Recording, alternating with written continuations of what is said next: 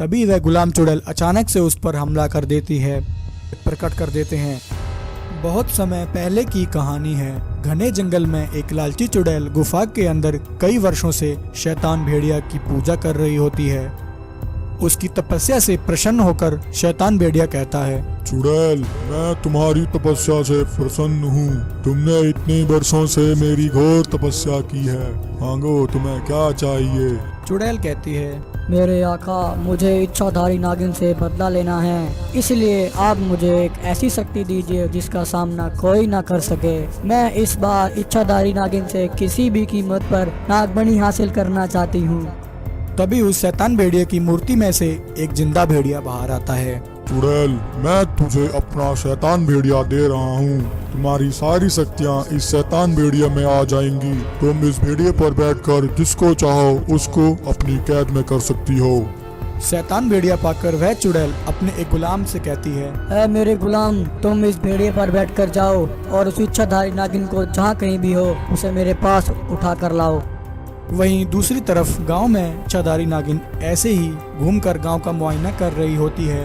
तभी वह गुलाम चुड़ैल अचानक से उस पर हमला कर देती है और इच्छाधारी नागिन को उठाकर ले जाती है।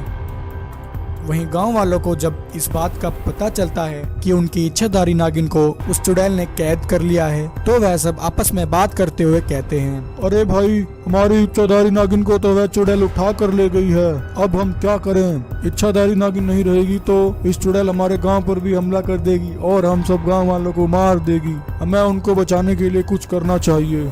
अरे भाई, मेरे ख्याल से हमें नागराज को यह बात बतानी चाहिए। इस समय वही इच्छाधारी नागिन को उस चुड़ैल के हाथों से बचा सकते हैं, अन्यथा वह चुड़ैल इच्छाधारी नागिन को मारकर नागमणि हासिल कर लेगी। ऐसा कहकर सभी गांव वाले नागराज को याद करते हैं। हे नागराज, आप कहाँ हैं? जल्दी आइए, हमारी इच्छाधारी नागिन खतरे में है। हमें इस समय आपकी सहायता की जरूरत है। गांव वालों की पुकार नागराज तक पहुंचती है। नागराज कहते हैं, लगता है गांव में फिर से कोई नई मुसीबत आ गई है। मुझे इसी वक्त गांव में जाना होगा। ऐसा कहकर नागराज उसी समय गांव में आ जाते हैं। गांव वाले नागराज को सारी बात बता देते हैं। गांव वालों की बात सुनकर नागराज उसी वक्त इच्छाधारी नागिन को बचाने के लिए निकल पड़ते हैं। तभी रास्ते में उन्हें साधु बाबा मिल जाते हैं।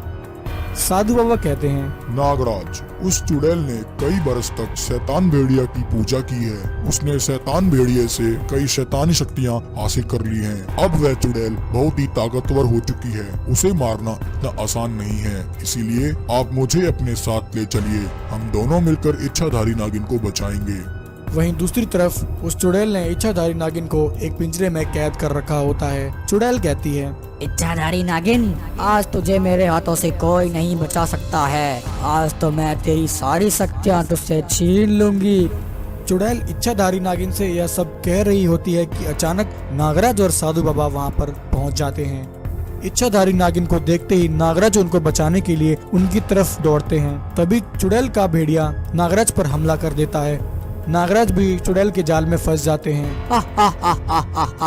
वाह, क्या बात है! आज तो तुम दोनों ही एक साथ मेरे चंगुल में फंस चुके हो। अब मैं तुम दोनों की शक्तियाँ छीन लूंगी और फिर सबसे शक्तिशाली हो जाऊंगी।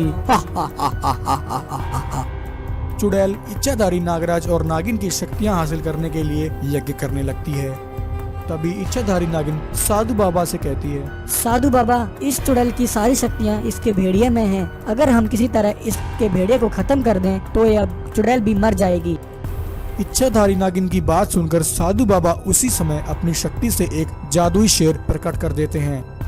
वह तेजी से उस भेड़िए की तरफ दौड़ता है और उस भेड़िए को वहीं मार देता है। भेड़िए के मरते ही चुड़ैल और उसका गुलाम दोनों ही वहीं जलकर भस्म हो जाते हैं।